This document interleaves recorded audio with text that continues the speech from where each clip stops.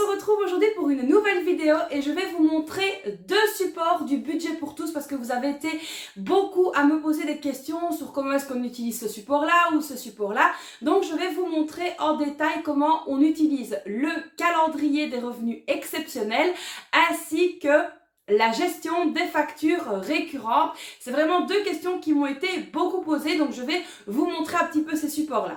Alors évidemment, si vous voulez voir un peu plus en détail celui de l'année passée, je vais vous remettre dans la vidéo juste ici, où là je vous montrais vraiment comment vous en servir. Alors cette année, je ne ferai pas cette vidéo-là vraiment en long, en large et en carré, pour la bonne et simple raison qu'il y a beaucoup de personnes qui passent leur temps à recopier les supports des autres, etc.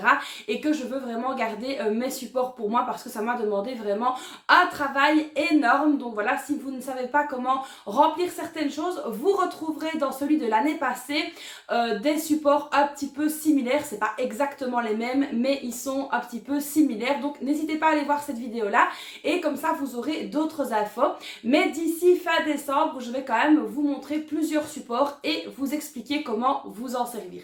Donc là c'est parti, on va donc se pencher comme d'habitude sur le bureau derrière moi et je vais vous expliquer comment on utilise deux supports. Allez, c'est parti, on y va. Alors ici, qu'est-ce que c'est? C'est donc le calendrier annuel des dépenses et des revenus exceptionnels. Alors comment est-ce qu'on utilise ce support-là? Moi, personnellement, je viens donc y noter les choses qui sont importantes. Alors qu'est-ce qui est important? Tout simplement les anniversaires, parce que là, ça demande des dépenses exceptionnelles. Je viens aussi noter, par exemple, l'anniversaire de mariage. Je viens également noter quand aura lieu mon remboursement d'impôt. Je viens aussi y noter tout ce qui est prime, donc congés payés, prime de fin d'année, etc. Et plus ou moins quelle date ça va tomber. Donc par exemple, ici pour la Saint-Valentin, je sais donc que le 14 février,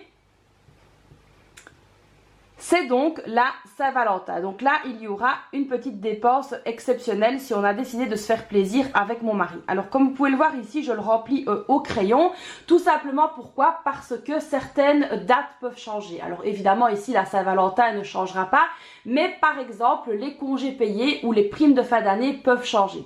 Voilà, par exemple, ici, je sais que dans le courant du mois de mai, mon mari va donc toucher ses congés payés. Donc ici, je viens le noter au crayon parce que je ne sais jamais la date. Et c'est vrai que moi, j'aime bien de renoter tout au propre et que ce soit bien clair et bien lisible. Mais je sais que d'office, c'est au mois de mai. Pareil pour le mois de décembre. Là, il y a donc la prime de fin d'année qui va arriver. Et là pareil, je ne sais jamais quand ça va tomber, donc ici on vient tout simplement noter prime de fin d'année. Donc là on sait que c'est plus qui arrive, donc moi j'aime bien noter plus et moins. Donc ici prime de fin d'année c'est plus, congé payé c'est plus, Saint-Valentin forcément c'est moins parce que c'est donc une dépense. Alors évidemment vous pouvez adapter ce calendrier à plein de choses. Par exemple si vous savez que une fois par an vous avez l'entretien de l'alarme ou l'entretien de la chaudière qui doit tomber à tel moment de l'année, n'hésitez pas à venir noter par exemple au mois de juin entretien alarme ou entretien chaudière et vous savez que vous devez prendre rendez-vous pour ce mois-là. Moi je sais que je dois faire l'entretien de l'alarme plus ou moins au mois d'avril, donc là je viens noter alarme avril et donc comme ça je sais que je dois prévoir le rendez-vous. Alors évidemment c'est des rendez-vous qu'on ne prévoit pas trop longtemps à l'avance, en règle générale. Moi comme j'ai un contrat d'entretien avec l'alarme, c'est donc la société qui me téléphone et qui me dit voilà on a telle date ou telle date, à vous de choisir. Et en règle générale il me téléphone un mois voire deux à l'avance, donc ça dépend un petit peu. Donc c'est pour ça qu'il y a des choses que je note au crayon et des choses que je vais donc renoter au stylo tout simplement. Donc ceci c'est vraiment votre journal de bord pour l'année. Une fois que le mois passe, donc par exemple une fois que la Saint-Valentin sera passée, moi je viendrai tout simplement noter un petit V à côté parce que je sais que c'est passé, que la dépense a donc été faite. Pareil pour les entretiens. Donc ici il faut que je rajoute mon petit moins. Dès que l'entretien de l'alarme sera fait, je viendrai noter un petit V. Alors moi ce que je fais quand ce sont des entretiens comme la chaudière, comme l'alarme, etc. Quand j'ai la société au téléphone pour prendre le rendez-vous, je demande plus ou moins quel budget je dois prévoir, même si je sais à l'avance, à la grosse louche, combien ça me coûte. Mais parfois il se peut qu'il y ait des changements. Voilà, par exemple ici pour l'alarme, l'année passée on a fait remplacer les batteries, donc cette année-ci on ne devra pas le faire. Mais par contre je souhaiterais ajouter 2 télécommandes. Donc là, je vais devoir ici demander un devis, donc déjà pour les télécommandes, voir combien ça va me coûter en plus. Alors évidemment, je compte le faire en même temps que l'entretien. Pourquoi? Comme ça, je ne dépense que les frais de déplacement une seule fois, ils font tout d'un coup. Donc vous voyez un petit peu, ça va fluctuer, donc il y a certaines dépenses comme ça qui fluctuent.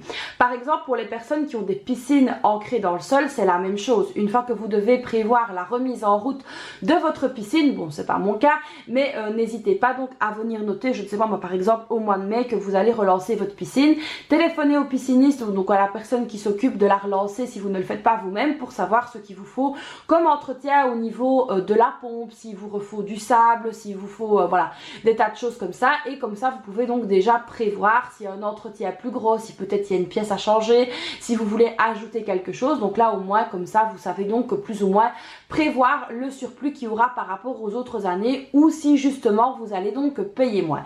Donc n'hésitez pas à venir également noter les sommes, ça peut grandement vous aider. Donc voilà ici pour le calendrier, un petit peu tout ce que je pouvais vous expliquer.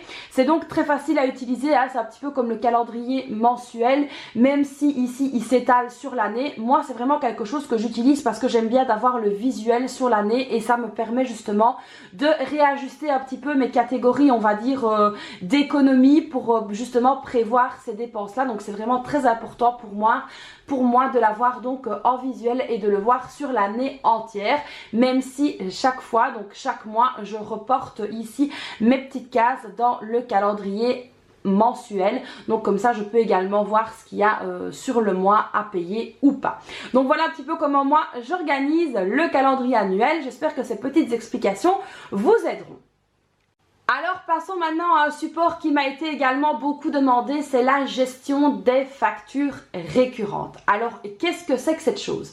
Tout simplement ici vous allez donc venir noter lorsque des dépenses fixes sont payées. Alors qu'est-ce que j'entends par dépenses fixes? Par exemple, admettons, vous avez l'eau à payer.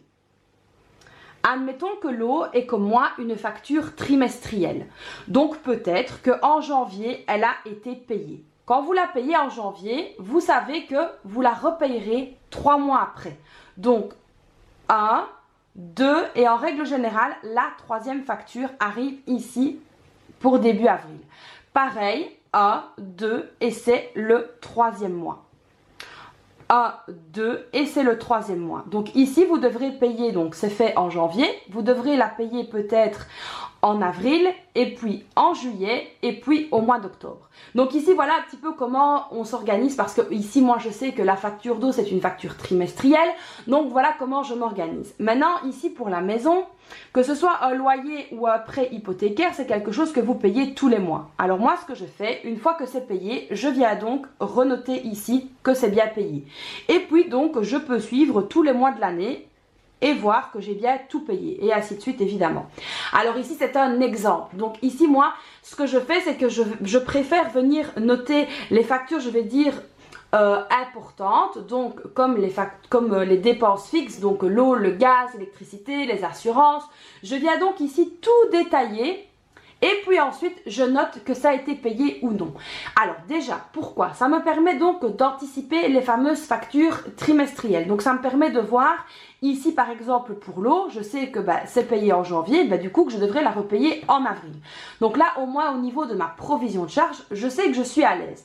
Ensuite, si par exemple, je ne sais pas moi, il prend une Stitch à mon mari et qui me dit le soir, ce qui se passe très souvent, tiens, est-ce qu'on a payé telle assurance? Il suffit tout simplement que j'ouvre mon classeur, que je prenne ici ce papier-là et je lui dis, oui, ça a été payé tel mois et tel mois. Donc là, on sait voir directement. Je n'ai pas besoin de retourner dans mon suivi de dépenses ou de retourner tout mon classeur pour pouvoir lui dire, voilà, ça a été payé là, ça a été payé là, ça a été payé là. Et du coup, ça prend beaucoup plus de temps. Donc ici, grâce à ce support-là, la gestion des factures récurrentes, vous allez gagner du temps si vous vous posez une question. Alors moi, personnellement, qui suis angoissée avec l'argent tout simplement, ça m'aide vraiment beaucoup de savoir que j'ai un suivi derrière et que je peux directement voir si quelque chose a été donc payé.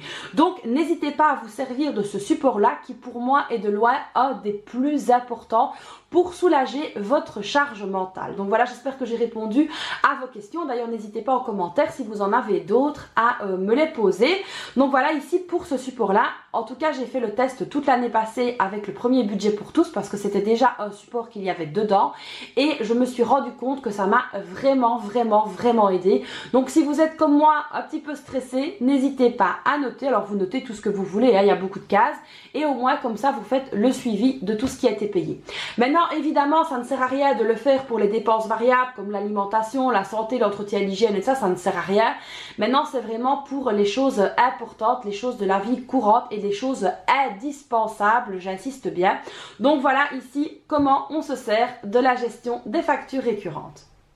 Donc voilà ici les amis pour ces deux supports là, j'espère donc que ça vous aidera pour pouvoir bien commencer 2022 et pour pouvoir justement apprivoiser ce nouveau support, ce nouveau budget pour tous. J'espère donc que ça vous aide et que mes petites explications arrivent au bon moment. Alors je vais essayer de vous donner un maximum d'explications évidemment avant la fin de l'année pour que vous ayez toutes les clés en main pour pouvoir justement bien démarrer cette nouvelle année sur les chapeaux de roue.